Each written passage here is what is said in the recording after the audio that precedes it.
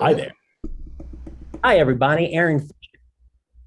Hi, everybody. Aaron Fisher here with Conjure Community, Afternoon Astonishment. I'm joined today by Adam Grace, Steve Barcelona, and Alex Slemmer. We're going to be watching some awesome magic videos, ancient magic videos, and learning all kinds of incredible stuff. All we ask in return is that before we continue, you hit that fantabulous follow button and that salacious subscribe button so that you will be notified each and every time the gents from CC come on and shoot another video. So, gentlemen, Alex, I hear I missed Harry Lorayne part 1. Are we back in it again for more? We are back in it for more, a little bit more Harry Lorayne, and there's some good stuff to watch today. I think you're gonna have a fun time watching this. I picked a couple that I think might particularly tickle your fancy. Better than good stuff, the best stuff of all time. Ever. I almost made a move of it. I don't make a move of it. It was quite fun the other day because we watched a great Harry Lorayne trick, and then we got to learn it. It was a lot of fun. That was what, Tuesday? Yeah, just a couple of days like a week ago. Oh, in the after show, I heard we did in the after show, and then you guys had a complete workshop the very next night for the whole club on that same trick. It's a very rare situation, but you know, Harry Lorayne is one of the all-time classics for so many reasons. So I think they'll make themselves evident, and we'll get to talk about why, right? Does he say any of his catchphrases?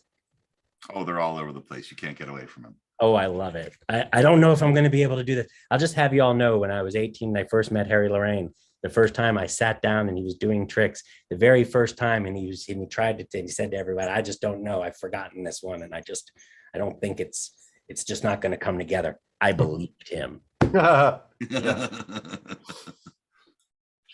All right, this one's called The Sting. Let's check it out. Classic. Thank you. You are a good group. All right. I've really shuffled these cards. I'm going to ask you to use your imagination, but first I need about 5 cards here. 1, 2, 3, 4, 5 cards here. When I say use your imagination, I mean I want you to imagine that black cards represent oil. Oil, black oil, easy to remember, or black gold they call it. If you can do that, if you can imagine that these black cards are oil, then you can also imagine that the red cards are water, the Red Sea, easy to remember. Actually, you don't have to remember anything. Just remember blacks and reds if you like, because the cliche is that oil and water do not mix. Reds and blacks do not mix. Look, let me prove that to you. Here's a red and a black, okay? A red and a black. Watch. A red, black, a red, black, a red, black, a red, black. Okay? Look, a red and a black, a red and a black, a red and a black, a red and a black, a red and a black. In other words, I've mixed them. I've alternated them. Look, I've got red, black, red, black, red, black. If I did them this way, they would be black, red, black, red, black. Okay? If I have blacks and reds here, then I must have blacks and reds here, right? But if I snap my fingers, I'm a magician. No, they don't mix. These are all reds, you see. But I am a magician. I can make a mix if I want to. I just snap my fingers again, and look, I can make a mix. So now, if I have blacks and reds here, Tanya, then I must have blacks and reds here, right? Yes. Right? Wrong. These are all blacks, but they're the best darn blacks you can get in any card game. A royal flush in spades. Thank you. That is some of the best Harry Lorayne. Classic. He leads with his chest, doesn't he? Right? Wrong. I've never seen a first phase, because that was that was Oil in the Queens, right? It was a Harry Lorayne version of Oil in the Queens. Yeah, red, black, jack, you know, with the surprise ending. But you know, I've never seen anyone throw themselves into phase 1 of any Oil and Water with such enthusiasm in my life. And it's kind of great because, you know, he doesn't even really have what we might call an opening display, you know? He knows that ending's coming, man. He knows that ending is going to knock everyone down, and it's going to erase the memory of everything that came before it. The cards you saw, the cards you didn't see. It's really kind of amazing for people who do card tricks for a living, how much one does learn of all sorts of things from watching just a few minutes of Harry Lorayne. It's really astonishing and unique. I mean, there's really so much. He's doing those displays at the beginning, man. And he's like, they're red, they're black, They're mixed. It's over. I've like never seen so much energy thrown into that trick in my life. Somebody actually Robert says, does he ever unwind? Yeah, he does. Like, I was talking about this in the last show, like hanging at Ruben's Deli in New York City with Harry Lorayne every Saturday. And mostly he was just a really relaxed, chill guy, you know, very quiet. But hold on now. You and Robert Battle are from Mississippi. Is it fair to say that he unwinds from what we just saw down to basically a New York lunch level? Adam, I'm asking. Oh, yeah. No, yeah, he was just, you know, those tended to be very long Saturdays, 6-7 hours. So, you know, maybe that's all it is. Maybe it was just a long day. But he was just, you know, he'd be sitting there just like we are now. I mean, I think it's just once you turn the spotlight on, it's Harry Lorayne, man. Well, the first time I ever saw him, he was just hanging out with guys in the lobby, and you know, some kid was poking him, and eventually he, you know, it really looked like he didn't really want or plan to do any magic. And I just remember, having been in magic for years, being so taken in by all of it. You know, he really didn't want to do it. It was like Caesar, you know, he didn't want the crown. He wouldn't take the crown. You had to beg him to, all right, maybe I'll see what I can do. But I got to tell you, I'm not what I used to be. And so in close-up magic, you know, like you're saying, Adam, that energy you're talking about it's not always like, ladies and gentlemen, he's on stage, or not. There's this middle ground, and he ramps up. He ramps up hard. You could think you're hanging out at the lobby with him, and before you know it, did he get big crowds when he did stuff at the deli? Not really, no. No, never because in your own deli. Because Ken Krenzel was at the next table, and you know, 50 other people were there. I mean, it was Ruben's Deli, right? So it was everybody. But you know, he had his little crew. Real gathering of the tribes. Would Harry like hold court and have like his own spot, and people were just around him, and that's where he would sit the whole time? Harry always sat at the most prominent table. Like when you walked in, the table at the very back in the center. That was Harry's table. Yes, gotcha. Always. And Sousa was there. You know. All right, let's watch some more magic, shall we? Yeah. Let's keep going. Here's another. Let's continue to show why Harry Lorayne is such a master magician. All right, here we go. See that? Yes, sir. Thank you. I want to try something. I guess you'd call it a little different. I want to try some mind reading, but I want someone else to do the mind reading, Tanya, not me. For example, that's why I have an extra card laying here. This is a red back deck of cards, and I've got one blue card here. And the red deck, of course, is shuffled. You don't know what that blue card is, do you? Of course not, neither do I, as a matter of fact, but somebody just handed it to me. But I want to do a little mind reading, but the hard way. You're going to do it kind of blindfolded. What I want you to do is try, and I know this sounds silly, try to select the red card that matches this blue card. Now that's impossible because you don't know what the blue card is and you can't see this, but try it anyway. Pull out any card and put it right here without looking at it. Yeah, pull out any card, whatever you think is going to match this, and put it right here. In other words, you think that that card matches this blue card. Is that right? Okay, first, the blue card is the Jack of Hearts, the Jack of Hearts. Would you remember that? The Jack of Hearts. Let's see what card you thought was the Jack of Hearts. Wait a minute, wait, you did that. But you know something? I kind of know what you're thinking. I know what you're thinking. You're saying, hey, wait a minute.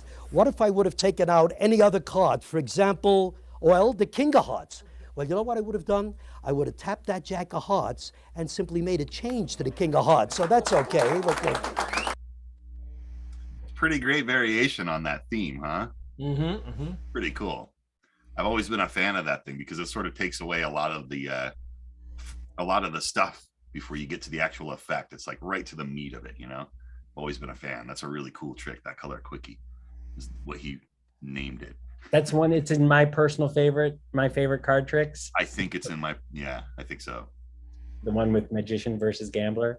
Actually, that's coming up. It's kind of just really fun to watch him throw himself into these tricks. I'm really just loving it, you know? Yeah, it's really awesome. It's awesome. I feel like when we talk about Harry Lorayne, we have many magic luminaries that we love that never really thought card tricks were necessarily a way to really feed a family or anything. But I get the distinct impression Harry Lorayne was not in that group. I get the impression that Harry Lorayne was doing card tricks for as much money as he could get every night of the week, It's funny. I've been reading a little bit more Harry Lorayne just because of all of the stuff we're doing with it for for Afternoon Astonishments. And I didn't know he owned a magic store in the 50s, right? Like he's been hardcore his whole life. You'll see in another one, he tells a story about being a kid and always being invited to parties, but bring that deck of cards, right? Like he's a lifer, man. He's been doing it forever. And yeah, I think card tricks are as important to him as any other subject in the world, if not more so. Right. I'm sure it's right there with science. He's thinking card tricks, Memory demonstrations. I think before the memory demonstrations, the card tricks paid the bills, right? No doubt. Yeah, let's do another. Yeah, let's do this. You're gonna love this one. This one's for you. Well, if that Oil in the Queens wasn't for me, then this one should satisfy. Garnet says he sounds a bit like Regis Philbin. He does, doesn't he? Oh my God. I wonder if one night, he was at a magic convention with Mel Brooks, and he brought Anne Bancroft and Mel Brooks to Las Vegas for a magic convention. And that was one of those years. It might have been that year that we stayed up all night and then crashed. Just like we didn't crash the lecture. We were just doing the Midnight Madness, and we stayed up all night, and it felt like we were crashing the lecture at like 8 a.m, right? But that night he'd been going into the main theater at the Riviera, at the Riv, with Mel Brooks and Anne Bancroft. And Lee Asher turns to me and he says, I'm going to make him introduce me to Mel Brooks right now. We're pushing our way through the throng where he has got like a 2-person, Harry Lorayne wall around Mel Brooks and Anne Bancroft as they're walking into the theater. Wow. That's crazy. Just occurred to me that's where I have to end the story. I can't. After show. Hang out for the after show, everybody. Yeah, I still won't remember that. It was before I developed my superpower memory. It's going to be the after show then. Is what it's going to be. There were, I don't know if it's a full deck, doesn't have to be. The gamblers and magicians have always argued or discussed among themselves who is the better card manipulator. There's good reason for those discussions, good reason for those arguments. One of the reasons is that a gambler is a very frustrated person. He or she is a very frustrated person. Well, for example, if you went over to a card table and saw a guy doing this, you're not going to play cards with him, right? So he can't do that. He can't show off his skill.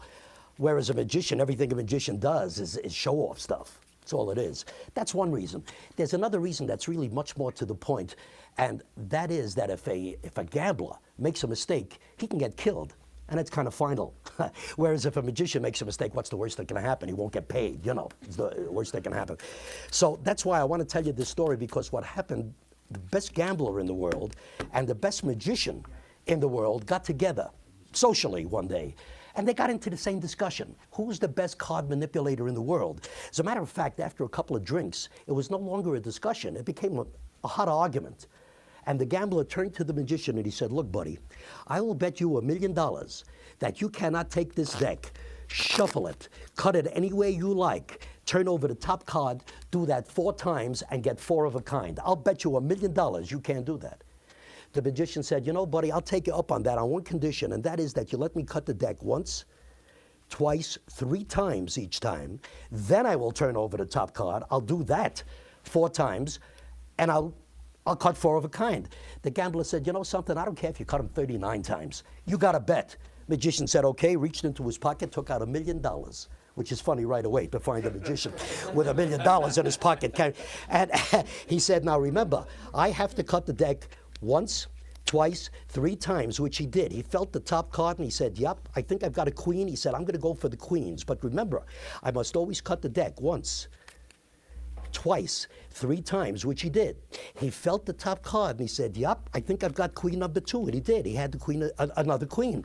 He said, remember, I must always cut the deck once, twice, 3 times. He felt the top card. He said, "Yep, I've got queen number 3," and he did. Of course, the gambler was getting very nervous. It was too late. He couldn't do anything because the magician cut the deck once, twice, 3 times. He felt the top card and he said, "Yep, I've got queen up." Whoops.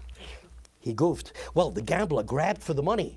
The magician said, "Wait, hey, fella, hold it, hold it. We didn't bet $1 million that I have to cut the 4 queens necessarily. The bet was that I have to cut 4 of a kind, any 4 of a kind. So before you grab the money, act as a committee of 1 for me. Would you, Ursula, turn over those 3 queens on the table so everybody can see them, please?" Right. And of course, no, hold it. Of course, the gambler won the bet. The magician, of course, won the bet. But what he said afterwards to the gambler is, he said, "I don't understand why you thought I had the 4 queens there. I couldn't possibly have had the queens because, look, I always keep 1 queen here in this pocket." He said, "I couldn't possibly have had the queens because I always keep 1 queen right here in my back pocket." He said, "I always keep 1 queen right here in my jacket." He said, "And I can't understand why you thought I had the queens because I always keep 1 queen here in my wallet." That's something he couldn't understand. Of course. Thank you.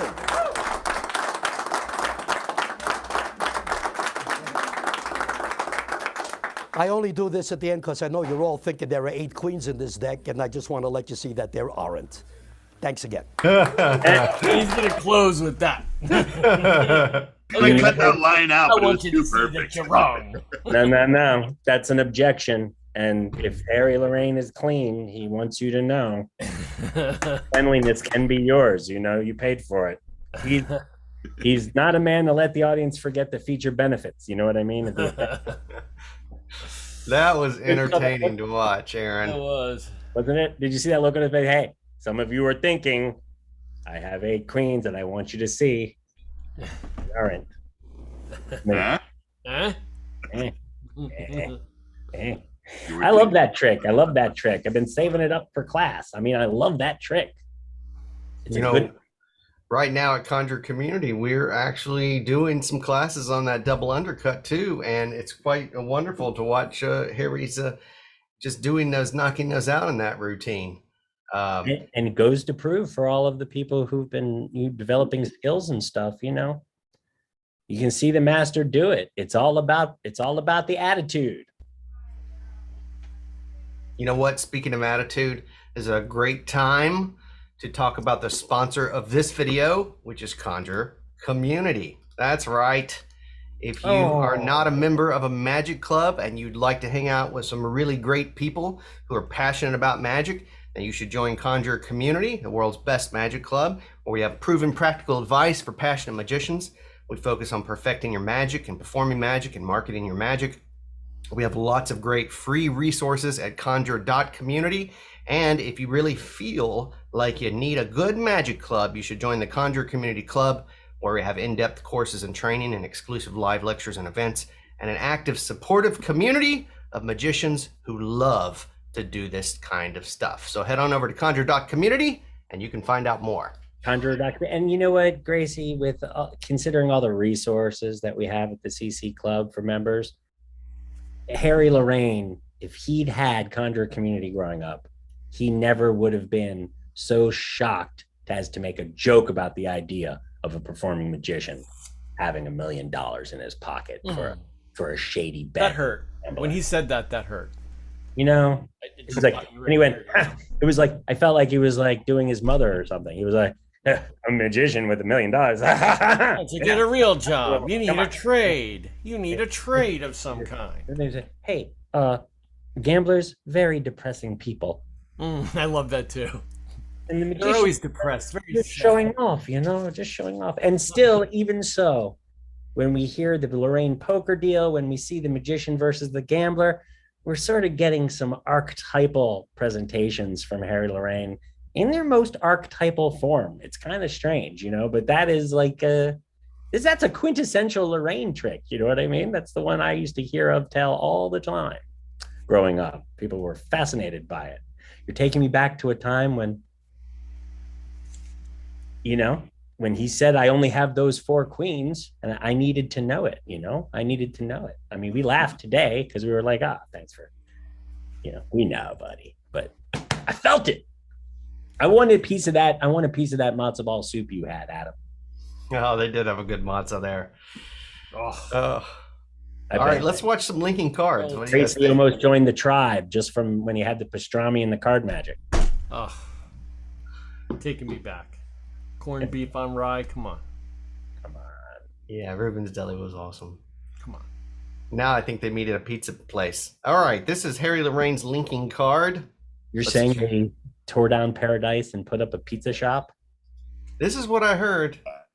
I actually don't know where they meet these days. Anybody know in chat? Dennis, do you know? All right, let's play it. What's this one called?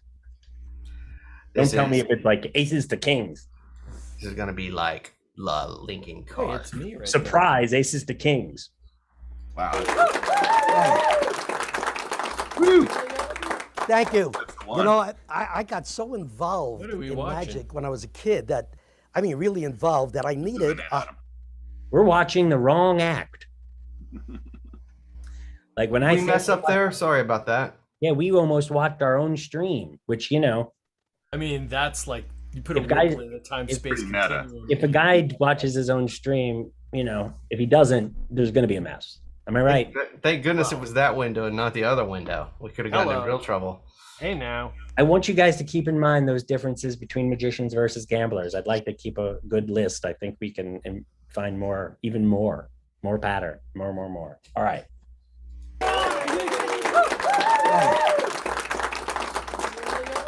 Thank you. I got so involved in magic when I was a kid that, really involved that I needed it was a hobby. It became an avocation. It was a profession for a while. I needed a respite from my hobby, from magic. So I got interested in origami, which is folding paper. But then I got so interested in origami that I needed a break from that. So I got into kirigami. I don't know if any of you know what kirigami is. Kirigami is tearing paper. So it's Japanese art. It's a little different from folding paper. So what I'm doing here is I'm tearing a couple of frames. You'll see why in a moment. Now, what I wanted here was a complete frame, Robin, without any tears. So what I would like you to do, if you would, let me just make this, neatness counts here.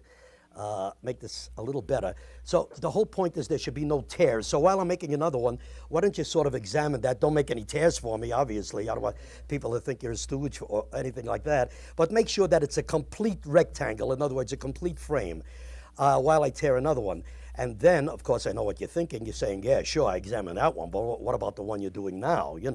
Well, again, it's important that you look at this and make sure that it's a complete frame. And while you're doing that, I'm going to just stand up, if you don't mind. Because I know what you're thinking. You're thinking that, yeah, sure, while you're looking at that, I'm putting a hole in this one, so why don't you look at this one?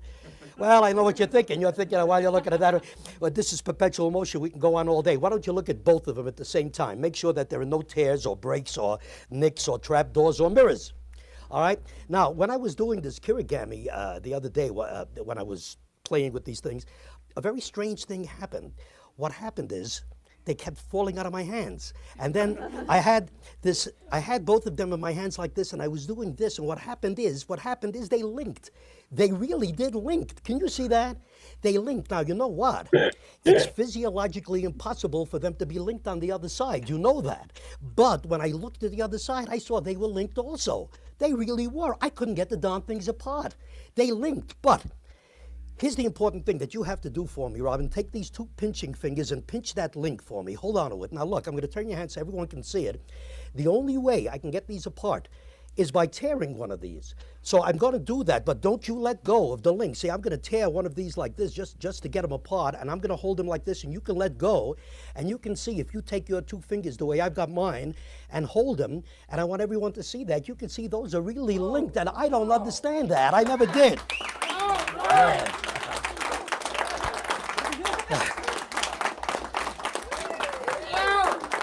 Thanks. It was pretty quick. He gets a lot out of that. It's amazing, man. Yeah. Did you hear that guy in the audience? Steve, did you hear that guy in the audience at the end? He was like, oh, yeah. Like somebody really loved that trick in the back. I mean, I love it. You know what he's good at? You know, he's good at really believing in his material. He gets so much out of things because his confidence in the material is so high that it's infectious. His sincerity and enthusiasm feels so sincere, and I believe it is, that you can't help but have some of it wash off on you regardless of where you start. You know what I mean? It's really a force of nature. Yeah, he's really outstanding. And it's so simple because he's getting like so much out of almost nothing there with what this trick is. But it's like when he presents it, it's larger than life. And I think if you don't present this thing the way that Harry's presenting it, it's almost like it's flat. It's like a flat balloon. There's like, it's not even a ball. There's nothing there. There's nothing to appreciate unless you sell it at every step like Harry's doing it. Otherwise, there's nothing there. There's really nothing there. It's amazing. It's not as obvious, but you're giving words to exactly what I was feeling after the oil and the queens he did. It's like, it's not my favorite method for the trick. I don't feel like when he shows those red cards and black cards, I really feel like I saw him in such a way that I would want to see him before that trick happens, to feel like whatever happened was what was supposed to happen. But what's fascinating is to watch the way Harry Lorayne, who I have to say understands all that as well as anyone, sells it so incredibly well because of that conviction, that by the time it's over, you sort of forget all that stuff because you buy what he's selling you. It's really lovely as a showmanship. A certain point, he's hitting you so hard with all of his conviction that I think you just surrender and you say, okay, I'm just going to go on the ride that Harry's giving me. And then when you surrender and you just let him take you down the path, now you're seeing what he wants you to see, and magic rainbows everywhere, right? Guys, just if we ever get a chance, I for one would love to watch a superpower memory infomercial with y'all in the same environment, because I have a feeling we would see the same. That would be interesting. We'll see. Very similar. We'll see the same thing. I mean, the job of selling a late night memory program is very similar to putting over card magic this way. It's a salesmanship job. It's a beautiful thing. Really is. Hey Aaron, one day when I was at Ruins, I just found out about that memory course, and I was trying to score me like a free copy. And so I was like saddled up to Harry and I was like, hey, I've been hearing about this memory course thing. And he was like, I'll cut you a really good deal on it. It's really funny. I was like, this guy is the always salesman, always salesman. Always selling. What do you think, like Steve, when you watch Harry do magic, Steve, like what do you think his real superpower is? I think it's his casualness, I think, really. He just really I think we talked about it on Tuesday. There's obviously in this we're watching a performance at L&L, I think, right? But normally it's just like a flowing thing that's just happening. There's no real beginnings and ends, and just seems he just seems like he's him. I love that about any magician, right? When you feel like the person you're going to meet after the trick is the same guy, right? I mean, it may be a little different, but you know what I mean. He's not like some outrageous thing. Totally, yeah. And he reminds me of every New York guy that I know. It's so very funny. Comforting. It's very comforting. So funny that you say that, because I don't think he's of an era where he would consider himself to be like necessarily a jam magician, but he most certainly is. He certainly is he turns any place he's in into a trade show booth / bar / hospitality suite. He just winds it up, man. It's really something to behold. I love it too. Enthusiasm. I mean, there's so many great things about him. All right, so we've got one more, right? Oh, yeah. Might have saved the best for last. Did we, Alex?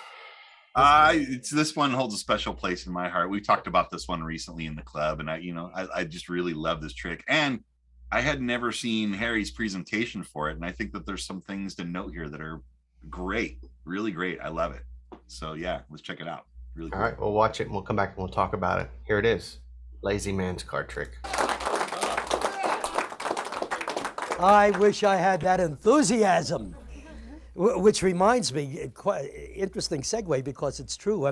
When I was a kid, when I was very young, I was invited to a lot of parties. And boy, that made me feel good, to be wanted. The problem with it, the downer was every time the girl or the guy called me and said, "Oh, Harry, you want you at the party?" The end was, "Oh, and bring a deck of cards." And that was kind of a downer, I figured I wanted them to love me for me, not for my talent, but I don't want to knock the talent, but one of the things that used to happen quite often, the reason I mentioned that is, they would hand me a deck of cards, and I always say I'm very hard to start, but it's harder to stop me, man. I would go on for a few hours, and I was tired, and sure as shooting, whenever I was tired, and I was single in those days, and I'd meet a girl, and I'm trying to make time and talk to the girl. Sure enough, somebody would come in late, and the host or hostess would say, "Oh, Harry, would you do a trick for that person?" And I said, "Oh gosh, I just done 3 hours of magic." In those years, that was my short performance. So what I used to do, and it's kind of a true story. It's all right, and I was busy having a drink, talking to this girl. And this was you're the new person that just came in, and I'd say, "Oh, all right, look, let me do just one trick." And I wasn't really interested. See, I was interested in talking to this girl. I said, "I'll tell you what, would you do me a favor? Would you reach into the middle of the deck, sort of, and pull out any card? Just reach into the center, would you? And pull out any card." Meanwhile, I was talking to this guy. "Oh, look at the card and show it to at least one other person. Put it on top of the deck, would you? Oh, and give the deck a cut, give it a complete cut." Yeah, that's the idea. And I would still did you cut the deck? Use this hand now and cut the deck again. I want to see how you do it with that hand. Let me see. "Oh, you're doing it well, good." And I'd be, "Okay, give him another cut, would you? Yeah, just keep cutting till I tell you to stop." and I'm getting a phone number. "Would you cut him once more?" And I was getting your hand getting a little. "Would you turn the deck face up for me? Turn him face up, right? And while they're face up, give him another cut, would you? And when can I call you? On weekdays? Yeah, give him another cut." And I would go on like this. Half the time I'd forget, but fine. I turned the deck face down. "Oh, incidentally, how many times did you cut?" "You mean you didn't count them?" "Oh, shucks. Well, I think I counted about 14. 14 cards. Put your finger on the deck, just one finger. 14 cuts brings your card to 8th from the top. Your card is 8th. No. Don't loosen your finger. See, no. You just brought it up to 4th. No. Keep your hand pressed down. You just brought it to 2nd from the. Your card is 2nd from the top, but your card is 2nd from the top. What was your card? What was it? Do you remember it? 5 of diamonds. I told you it was second. You don't believe me, do you? Take the top card, put it here. That's 1. Look at the second card. Did I ever lie to you before? I said, okay. All right. You hear that guy in the back? Again. "Oh, God!" You love that magic. Well, these guys are you're a fan of Striper. You've seen Striper last year. Striper's back this year. They're doing the song again at the same time. You love it. And I do too. I love that. I used to describe magic lectures to friends that didn't understand magic exactly like that. It's like going to see the obscure band that none of your friends know who it is, but they're cool. You know what I mean? It's exactly like going to see the magic lecture. That was a masterclass in how to do a self-working trick. That was great. And the reason that guy was like that, who'd seen that trick 1,000 times, was because when people saw Harry Lorayne give a lecture, they went home and they took a trick like that, and Harry made them feel like that was going to be their trick. And then they learned that trick, and then they performed that trick, but none of them handled that offhanded. The trick is about having a person give what may well be 20 to 30 single straight cuts to that deck of cards in order to get to this self-working trick. And I'll be darned if he didn't sell that like no one has ever sold that. I mean, it was just having that interaction with the lady as if it were a party that he was at as a child, and playing it like that so that he has this other thing happening while he's saying cutting, keep on cutting. It creates this whole picture, and you lose track of how many times the cards are being cut, but you just know it's more than it should be. And he keeps on telling her to cut. How is this happening? Even though he's still interacting with the woman and trying to get the phone number and on and on. Really great. And not only that, the selection procedure, she was able to do everything herself with it on the table. I'd never seen that as the beginning of that trick either. Wonderful. It's exciting. Totally wonderful. It's exciting, isn't it? It really is. Because it's you know what it is? it doesn't, people don't say it this way, but it's Tamaresian. I think one of the things about the great American magicians of that era is it was before Ascanio and Tamarese gave a lot of words to a lot of things, which were always part of how great magic was done. Don't get me wrong, Tamarese and Ascanio were very clear to draw those lessons from those masters and say so. But Harry Lorayne was just, what he did there was every bit as difficult as any of the tricks from the Verbal Magic book or the Love Ritual or anything like that. It was not easy what he did there. It was just a masterpiece of orchestration and turning a method into an effect. Like really just like, that was incredible. Aaron, is that his superpower? What do you think Harry Lorayne's superpower is? To me, what Steve said was lovely, but to me, that superpower of that infectious conviction and enthusiasm. It's, if they like you, they like your magic is true. And Harry Lorayne, though not Nate Leipzig, was more of a Mulaney, but he's very likable. He's likable. You might not like fast talking New York guys, but this guy he's got moxie. Mm-hmm. And so that likable energy, that infectious energy combined with that conviction, and then what Steve was saying about his truly nonchalant energy, it's just really, it's every bit of a force of nature. Like I said, like Bill Malone, it's a different kind of wind, but it is definitely feels like weather.